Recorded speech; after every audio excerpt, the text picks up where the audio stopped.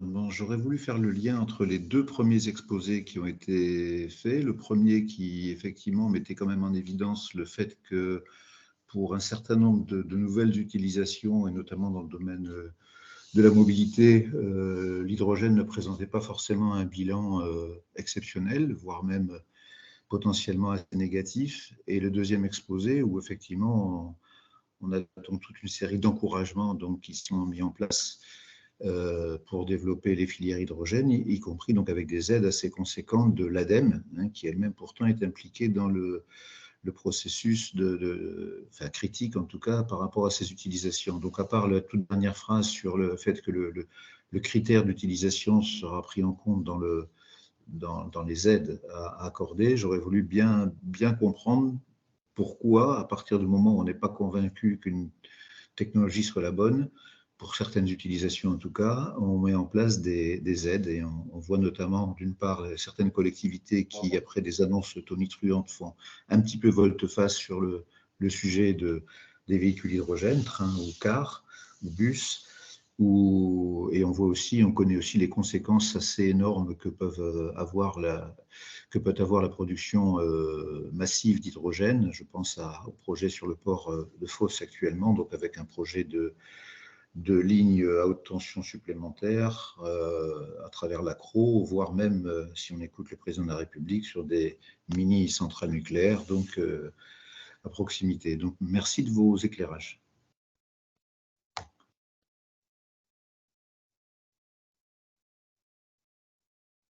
En fait, déjà, on voit quand même qu'on a de l'hydrogène qui pourra servir à certains usages, donc c'est déjà pour amorcer cette filière. Et puis il y a aussi, du coup, sur les transports en commun, sur le transport de marchandises et sur les flottes captives, et puis sur le transport des cas d'usage comme les taxis, par exemple, qui ont un besoin de recharge très rapide. Pour amorcer ces filières-là, pour l'instant, la plupart des inconvénients ou des avantages que j'avais mentionnés là, dans ma petite slide bénéfice, coût-bénéfice, il y a aussi le coût qui rentrait en jeu et l'aide publique va essayer d'amortir un peu cet effet et lancer la filière pour pouvoir bénéficier de rendements d'échelle sur la production et notamment en CAPEX, donc sur les investissements et puis après sur les OPEX aussi. Voilà, ce qui va permettre de rentrer dans notre stratégie. Après, il y avait cohérence entre les deux. Ces aides publiques, elles servent surtout à lancer la possibilité d'avoir de l'hydrogène dans les véhicules pour lesquels les scénarios de transition 2050 les ont imaginés. Ouais, tout à fait. Donc, la position de l'ADEME, c'est pas de faire de l'hydrogène pour faire de l'hydrogène, c'est bien de faire de l'hydrogène sur les usages les plus pertinents, avec l'objectif, en effet, de décarboner. Donc, pour nous, les priorités, c'est bien l'industrie et la mobilité lourde, voire certains usages particuliers, par exemple des véhicules utilitaires légers avec des usages intensifs. Mais pour nous, l'hydrogène, c'est pas tous azimuts, ça ne doit pas aller sur tous les segments. Ça doit vraiment aller sur les segments les plus pertinents. Et toutes les aides qui ont été déclinées là par Jean-Pierre, c'est vraiment, elles ciblaient exactement ces filières-là. Donc, deuxième main levée, Gilles Bertrand. Oui, bonjour. Gilles Bertrand, directeur développement économique du Grand Marché de Provence, basé à Châteaurenard. J'ai une question et deux points. Alors, d'abord, je commence par les points. Ce qui est dommage, c'est pendant la présentation, souvent on avait des coupures son, et donc on n'a pas pu entendre correctement en fait ce qui se disait. C'était fort intéressant, sauf que parfois c'était entrecoupé. Alors on voyait le slide, mais derrière on n'avait pas le commentaire, ce qui est dommage. Voilà, donc ça c'était le. Pardon? On a exactement le même souci, des coupures de son. D'accord, donc d'où l'importance, si vous l'avez précisé, effectivement, d'avoir le support qui sera bientôt sur le site de l'ORT, si j'ai bien compris. C'est bien ça. Tout à fait. Donc ensuite, deuxième élément, en fait, c'était la question concernant l'appel à projet sur l'écosystème territoriaux qui finit fin septembre. Est-ce qu'il est prévu en 2024 qu'il y ait une deuxième relève ou pas du tout? Pour l'instant, on n'a aucune information sur, en effet, la poursuite sur 2024. On ne sait pas.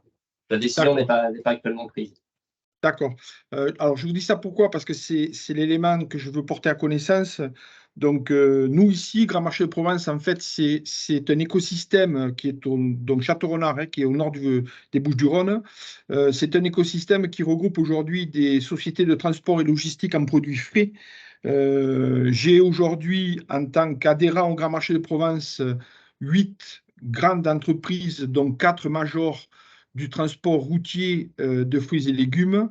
Ça représente un parc de plus de 4700 cartes grises et à l'échelle nationale, par rapport, ce sont des lignards, que ces entreprises sont des lignards, c'est-à-dire qu'en fait, elles transportent des produits d'un point A à un point B partout en France, et notamment sur 3 grands secteurs que sont la zone de Perpignan, la zone de Rungis et la zone de Nice. Et avec ces 3 territoires-là, plus Grand Marché de Provence ici à nord des Bouches-du-Rhône, en fait, nous engageons une réflexion commune à l'échelle des 4 territoires, puisque ça représente plus de 17 000 cartes grises, permettant d'accompagner nos entreprises de transport et de logistique à cette transition écologique, et notamment dans une période de mix énergétique, de tendre vers l'hydrogène. Et pour ce faire, d'où ma question concernant l'appel à projet sur l'écosystème territoriaux, c'est qu'en tête, on est en train de cet écosystème-là, en fait, de le consolider, de le construire, de l'étudier, permettant derrière de pouvoir, à partir de 2024, réaliser des investissements. Voilà, j'en ai fini. Très bien. Par contre, on ne vous a pas très bien entendu, donc je vous invite à prendre contact. Je récupérerai vos coordonnées pour qu'on en discute peut-être. Ça sera peut-être. Pour le coup, c'est vrai que les aléas des connexions, si jamais vous avez des questions, n'hésitez pas à me les transmettre. Je n'hésiterai pas justement à échanger pour pouvoir avoir un retour le plus complet possible sur ce qui s'est passé lors de cet atelier. D'accord, merci. Juste 2 points. Est-ce que je pourrais avoir l'interlocuteur de l'ADEME et l'interlocuteur ORT pour qu'on puisse avoir une visio de façon à ce que je vous présente plus en détail le projet et surtout le programme de mise en œuvre et d'investissement que l'on veut faire? Oui. En principe, oui, il n'y a pas de souci. D'accord. Merci. Ensuite, pas de problème. Nous allons prendre une question dans la salle avant de revenir. Est-ce qu'il y a... Oui. Est-ce que vous avez mesuré l'impact sur la consommation de l'eau? Est-ce que c'est minime? Ou est-ce que ça impacte la ressource en eau pour la production d'hydrogène? Alors, de manière globale, on va dire que c'est assez minime. Par contre, localement, il peut y avoir des problèmes de ressources en eau. C'est quelque chose à étudier. Et notamment, je crois qu'il y a l'Agence de l'eau qui va lancer une étude justement sur l'impact de la filière hydrogène sur la ressource en eau. C'est un travail qui est prévu là-dessus. Globalement, en effet, ça représente des consommations qui peuvent être acceptables. Et en effet, localement, ça peut représenter des contraintes supplémentaires par rapport à l'utilisation de la ressource. Merci. Question. Bonjour, Gonel Duquel, je travaille pour le groupe Transdev. Vous avez mentionné tout à l'heure, madame, vous avez fait un comparatif sur les usages entre les véhicules batterie et hydrogène, avec finalement des courbes qui se croisent à un endroit où l'autonomie est nécessaire 50. Ça, je comprends de ce que vous présentez, que c'est vraiment une photo à date, oui. Et que c'est susceptible d'évoluer.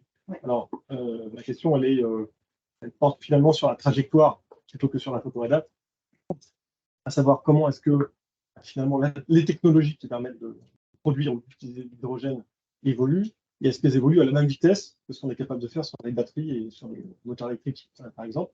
Et est-ce que vous pensez que finalement ce point de rupture entre les 2 technologies sera susceptible d'évoluer à l'avenir et au profit de qui? Alors, je n'ai pas la réponse parce que je ne sais même pas s'il y a une étude qui a encore été faite sur ce sujet. Donc, c'est prématuré pour moi de répondre. Et après, sur la technologie, oui, c'est sûr que le coût, je pense que, enfin, en fait, va largement diminuer dans les années à venir. Après, je ne peux pas répondre. Je n'ai pas la réponse. Si vous perdez, par deux. Vous avez mentionné aussi à un moment des technologies d'hydrogène, notamment de transport ferroviaire. Ouais. Et il m'a semblé, dans la manière dont vous présentiez, qu'il y a un peu dubitatif sur ces projets-là. Ouais, là c'est pareil. En fait, on n'arrive pas trop à se prononcer pour l'instant parce qu'on a à date qu'une seule étude qui a été réalisée, qui a été publiée en 2020. C'était étude prospective. Si j'ai mis le lien, vous la retrouverez sur le train hydrogène en France. On attend une évaluation comparative sur toutes les conversions possibles via d'autres énergies pour le train, pour les sections qui ne sont pas électrifiées en automne. Donc là, on se prononcera. Pour l'instant, ce qu'on peut tirer de cette étude-là, c'est que l'hydrogène aurait un usage que sur les sections pour lesquelles il n'y a pas d'électrification, donc hors caténaire, et où on a un flux vraiment très mince, peu de fréquentation. Donc voilà, après, si on a un besoin de flux assez important, on sera plutôt sur des petits trains très mobiles qui seront avec une taille réduite et potentiellement à batterie. Voilà. Et aussi, on n'est pas certain, mais on attend aussi les résultats d'études sur la capacité des trains hydrogène à faire face à du fort dénivelé. Ouais. Donc tout ce qui va être montagne et tout, on n'est pas sûr, non, que ça puisse, mais on ne sait pas. Voilà, on attend. Mais et cette étude que vous mentionnez qui sera publiée en automne, automne, permettra de répondre à cette question-là. Normalement, oui. Ouais. Normalement, et qui fera une étude comparative aussi sur coût-bénéfice avec d'autres énergies potentiellement. Et je sais qu'il y a beaucoup d'innovations parce que j'étais à un séminaire qui avait été organisé donc, par l'ADEME sur les métaux critiques et il y avait une intervention sur toutes les innovations qui sont aujourd'hui développées sur les batteries. Et en fait, il se trouve que la batterie pour les sections qui sont non électrifiées pourrait vraiment être il y a beaucoup d'innovations qui sont faites dessus, beaucoup d'investissements et une opportunité qui serait sûrement meilleure que celui de l'hydrogène. C'est un peu les conclusions qui étaient sorties, je pense, que de SNCF. Si je peux me permettre, sur l'électrification, donc pour le ferroviaire, on a un vrai enjeu. Et on est en train de travailler sur l'électrification de la section donc Aix-Marseille et celle du voie littoral. Et le sujet qu'on a aujourd'hui, c'est que les techniques d'électrification sont encore complexes, que ce soit donc de la charge statique ou dynamique, donc c'est pas encore bien défini. Donc on a des perspectives d'évolution qui ne sont pas encore très connues. Du coup, on ne connaît pas le coût. Ça, c'est le premier point. Le deuxième point, en termes d'infrastructure, donc on a des contraintes d'infrastructure beaucoup plus importantes parce qu'on travaille sur une ligne qu'on ne peut pas changer, les débits, etc. Donc rien que les massifs coûtent énormément cher donc, pour assurer cette électrification. Et on attendait beaucoup donc, de l'hydrogène pour pouvoir répondre à ces problématiques qui sont aujourd'hui inhérentes à l'électrification donc ferroviaire. La question de la pente, on a la même en électrification classique qu'en hydrogène. Et donc, et surtout qu'on a vu qu'il y avait des initiatives en Allemagne, donc Alstom travaille donc sur le sujet en Allemagne. Et tout à l'heure, quand j'ai vu les véhicules lourds qui ont reçu donc, des solutions, donc je n'ai pas vu le ferroviaire, je me suis dit peut-être que c'est déjà plié cette affaire de l'hydrogène avec le ferroviaire en France. Voilà, c'était mes questions. Donc, on a une grande opportunité, des grandes inconnues, des coûts économiques très importants et on attendait que l'hydrogène. Quelle technologie va être la plus mature, la plus Alors, il y a une expérimentation qui est prévue en Aura. Je ne sais pas si vous êtes en contact avec eux sur les trains alimentés par l'hydrogène.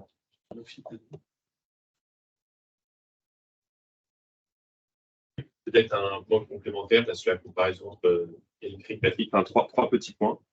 D'abord, il faut savoir donc, par rapport à la question de la comparaison entre les courbes, que l'électrique a pris quand même une longueur d'avance sur la maturité technologique. Et donc, je dirais que la vitesse industrielle, même dans le sens de l'électrique, l'hydrogène a du retard. Alors, l'histoire n'est pas écrite, mais c'est sûr que l'hydrogène paraît bien en retard. J'étais il y a un peu plus de 2 mois maintenant. Il y avait le salon de Drive to Zero à Paris, de décarbonation des transports. Et le message est ultra majoritairement en faveur de l'électrique, en faveur des points de recharge. Donc ça, je pense que c'est quand même une donnée un peu structurante du marché. La deuxième chose, c'est qu'il faut voir aussi côté mobilité. On a beaucoup parlé de technologie.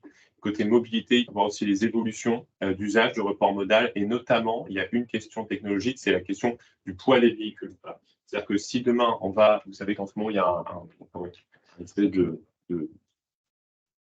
fer de lance de la mobilité, qui est la question des véhicules intermédiaires en ville. Si demain, on va vers une généralisation, enfin, en tout cas une percée de ce type de véhicule, vous savez, donc les véhicules intermédiaires entre le vélo et la voiture, la voiture, le vélo électrique, ce genre de choses, bien si demain, cet objet, qui est pour le moment complètement confidentiel, devient assez important dans les mobilités, ça jouera dans le débat, puisqu'on va vers un poids plus léger et donc un des avantages de l'hydrogène. Et le troisième point que je voulais souligner, c'est donc pour appuyer ce qui a été dit par l'ADEME, c'est par rapport au bilan carbone, il y a deux effets, à mon avis, qui nous amènent à mettre un peu de perplexe au CEREMA sur la question de l'hydrogène dans les mobilités. C'est vous avez le bilan carbone de l'hydrogène en tant que tel, mais il faut voir aussi l'aspect énergétique. On parle beaucoup en grammes de CO2. Et donc, quelque part, si vous avez besoin de 3 fois plus d'électricité pour, in fine, faire de l'hydrogène par rapport à l'électrique, eh bien, il y a la question de l'hydrogène en tant que tel, mais vous avez aussi la question des 2/3, si vous voulez, d'électricité bas carbone qui ne seront pas utilisés ailleurs. Donc, quelque part, vous faites de l'hydrogène peut-être bas carbone sur quelque chose, mais vous en privez ailleurs. Et donc, ça, cet effet-là, il est moins visible dans les comptes usuels, mais il est quand même, voilà, il pose question, parce que quelque part, on prive d'autres usages du hydrogène bas carbone. C'est pour ça que voilà, j'appuie vraiment ce qui a été dit. Je pense que l'usage, enfin, sérieusement, on pense que l'usage principal, c'est d'abord l'industrie, d'abord l'ammoniac, et on est un petit peu sceptique sur la place que peut avoir l'hydrogène dans la mobilité. Après, voilà, il y a des niches, le place qui a été dit. Donc, petite question, Jérôme Cécile. Bonjour.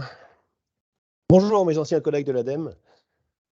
Je vous fais un retour pragmatique. Nous sommes un opérateur pour Viridis. Nous aurons à peu près 18 stations en opération, des stations multi-énergie à la fin de l'année, des stations multi-énergie. On avait prévu l'arrivée de l'hydrogène et nous avions sur une station à Chalon-sur-Saône un starter kit, puisque la collectivité s'était engagée à acquérir une baume H2. Ce dont nous nous apercevons effectivement, ce qui vient un peu confirmer ce qui a été dit, c'est que le pas vers l'hydrogène de la part du TRM et du TRV est plutôt lent et que c'est l'électricité, c'est l'élec, ce sont les véhicules lourds électriques avec des efforts immenses qui sont consentis de la part des constructeurs qui arrivent sur le marché et qui prennent la place. Et notre stratégie en tant que petite PME, c'est de plutôt favoriser l'électrique et d'accueillir l'électrique sur nos stations gaz naturel, biogaz, bio-GNL, bio-GNC, avec de nouvelles IRV destinées au PL, et de renoncer provisoirement à l'H2 en attendant que le marché soit mature. Il y a vraiment une question de temporalité sur la mobilité, et avec toutes les réserves qui ont été exprimées par l'ADEME et qui sont très justes, les réserves qui ont été exprimées par Stéphane Copé aussi, l'histoire n'est pas écrite, comme a dit le CEREMA de mémoire, c'est vrai. Personne ne sait effectivement dans le mix énergétique, malgré les prévisions et les très beaux schémas qui sont présentés, personne ne sait véritablement quelles énergies vont prendre le lead. Et il y a une concurrence effectivement qui se dessine entre l'H2 et l'élec aujourd'hui.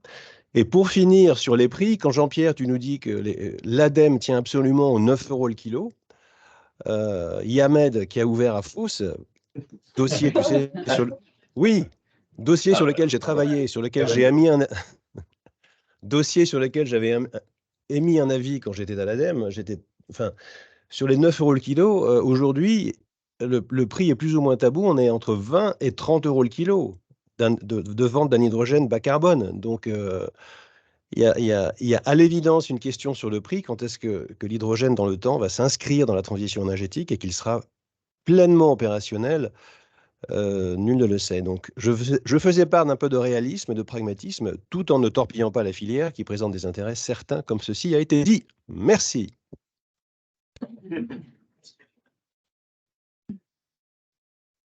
Alors,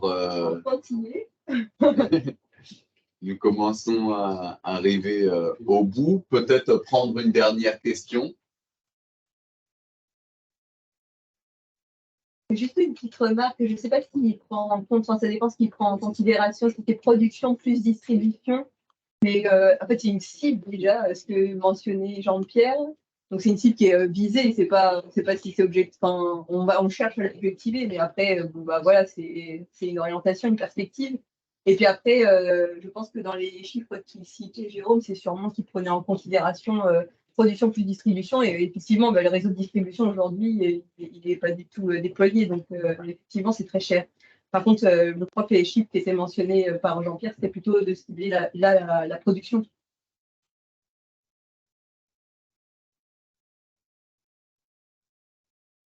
J'ai une petite question. Oui, tout à fait. Vous disiez dans le schéma des réseaux, en fait, tous les sortes des réseaux type.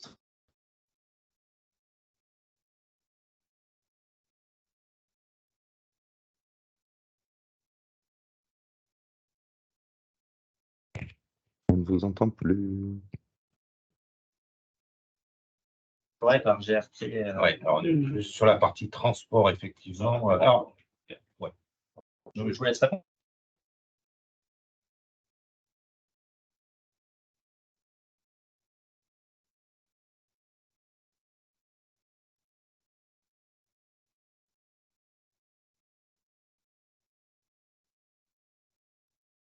Aujourd'hui, l'objectif de GRDF, c'est d'avoir 100% de biométhane à l'horizon 2050. C'est-à-dire que 100% de biométhane, c'est quoi? C'est du gaz renouvelable made in France, c'est-à-dire produit sur le territoire français à partir de la valorisation de déchets. On est sur de la valorisation de déchets. Donc, petit à petit, ce gaz vert produit en France de la cise de gaz va remplacer le gaz naturel qu'on importe. Donc, effectivement, ça va faire un petit peu de place dans les réseaux. Et notamment, le transport a souvent des réseaux doublés. Donc, ils pourront, à un moment donné, dédier une partie de leur réseau sur de l'hydrogène. C'est une première des choses. La deuxième des choses, c'est qu'aujourd'hui, on peut injecter jusqu'à 6% d'hydrogène dans nos réseaux sans, et bien sûr, l'hydrogène vert. Donc là, on est sur de l'excédent d'électricité. Par électrolyse, on récupère de l'hydrogène. Jusqu'à hauteur de 6%, on peut injecter ce gaz-là sans aucune conséquence pour l'utilisateur final. C'est-à-dire que, sauf quelques rares clients où il y a vraiment besoin d'un gaz très pur, mais voilà. Donc déjà, on est aussi en mesure d'absorber un petit peu d'hydrogène. Que ce soit clair, que ce soit du biométhane ou du gaz naturel, c'est exactement la même molécule, c'est du CH4, donc c'est pareil, là aussi, il n'y a aucune modification de la chaudière Mme Martin au camion. Voilà. Après, sur le stockage, on en a parlé un petit peu. On a à peu près un tiers du gaz qui est stocké dans des réserves souterraines en France. C'est-à-dire qu'on achète le gaz plutôt en période creuse en ce moment.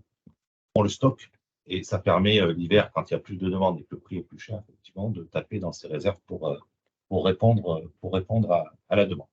C'est le vrai sujet d'hiver prochain. Et c'est alors voilà. Alors, quel va être l'offre de gaz? Ouais, il y a plusieurs choses. Enfin, on pourrait essayer de passer la parole, mais c'est vrai que si on fait un bilan de l'hiver dernier, on s'est servi beaucoup du gaz pour produire de l'électricité parce qu'il y avait une problématique de production de l'électricité. Un parc nucléaire était un petit peu à mal. Donc voilà, et je rejoins ce que disait Serama, si on se sert de l'énergie pour produire de l'électricité et l'amener dans la mobilité, pourquoi pas se servir du gaz directement dans la mobilité? C'est la vraie question aujourd'hui, où en termes de rendement, il faut 2 fois plus de gaz pour produire un kilowatt qu'on en bénéficie directement avec l'énergie. Donc il y a cette vraie problématique-là qu'il faut aussi avoir en compte, aborder la criticité des matières premières. Enfin, voilà, il y a plein de choses qui font que je pense qu'aujourd'hui, la transition se fera par un mix énergétique avec la bonne énergie pour la bonne utilisation. On sent que sur l'hydrogène, on en est un petit peu au stade expérimental. Enfin, c'est pas méchant, c'est pas. Mais effectivement, il y aura une certaine maturité dans 10 ans. C'est-à-dire que est-ce qu'on sera capable de produire suffisamment d'hydrogène avec la problématique de l'eau, par exemple, et d'autres problématiques. Donc, bref, et il y a un coût aussi, parce qu'effectivement, c'est quand même important quand on multiplie, soit sur la fabrication du véhicule, soit sur le carburant, c'est de se dire, ben voilà, une fois qu'il y aura cette maturité, ok, ça viendra, mais qu'est-ce qu'on fait pour les 10 prochaines années? Qu'est-ce qu'on fait en attendant cette maturité? Et moi, j'avais une question à l'ADEME. Quand vous faites vos comparatifs, vous les faites avec du gaz naturel, et pourquoi vous ne les faites pas avec du biométhane? C'est-à-dire que l'intérêt, quand même, c'est effectivement de prendre ce qui va être dans nos tuyaux. Et aujourd'hui, Si on regarde, si on fait une photographie sur la mobilité, c'est 30, sur 2022, c'est 35,9% de biométhane utilisé dans le mobilité. Donc, et là, on décarbone à plus de 80% la mobilité. Donc, les chiffres sont quand même plus pertinents. Et voilà, donc ça me gêne un peu que ce soit basé que sur le gaz naturel parce que aujourd'hui, on pourrait décarboner à 100% la mobilité. Je rappelle que c'est la seule, dans la transition, c'est la seule filière qui en avance en termes de production et en termes d'utilisation. On prend pour la mobilité 50% de biométhane en 2025 et 100% en 2033. Donc, on serait capable de décarboner à plus de 80% dès 2033 la mobilité, avec une solution mature, voilà, sans investissement. Et je vais arrêter là parce que je pourrais parler longtemps.